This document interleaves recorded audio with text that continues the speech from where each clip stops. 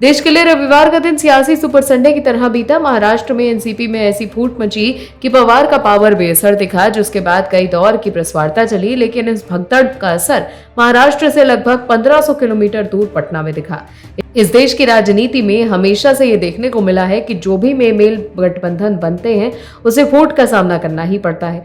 ऐसा ही एक बेमेल गठबंधन बिहार में भी है, जेडीयू, आरजेडी और कांग्रेस का।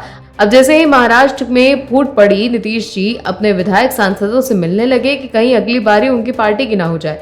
नीतीश बाबू का डर इसलिए भी बढ़ गया है क्योंकि पहले सुशील मोदी और फिर चिराग पासवान के बयान ने सुशील मोदी ने कहा कि जेडीयू के विधायक सांसद न राहुल गांधी को स्वीकार करेंगे न तेजस्वी यादव को। पार्टी में भगदड़ की आशंका है। मोदी ने कहा कि जेडीयू पर वजूद बचाने का ऐसा संकट गहरा गया है, इसीलिए नीतीश कुमार ने 18 साल में कभी विधायकों को नहीं पूछा।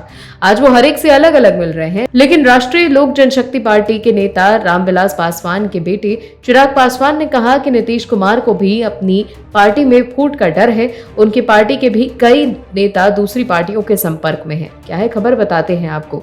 विपक्षी एकता की कवायद के बीच बिहार में अब तक जेडीयू में टूट होती रही है।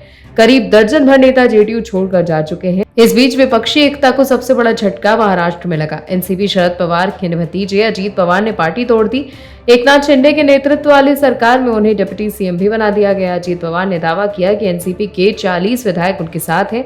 अगर उनके दावे में दम है तो महाराष्ट्र के महाविकास अघाड़ी के लिए ये बड़ा झटका है। बीजेपी का महाराष्ट्र में ऑपरेशन लोटस का ये दूसरा पार्ट है।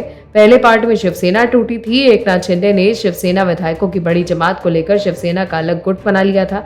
फिर बीजेपी के सहयोग से उन्होंने सरकार बनाई। अब एनसीपी से अजीत पवार के जाने के बाद शरद पवार को अपनी पार्टी संभालना आसान नहीं होगा।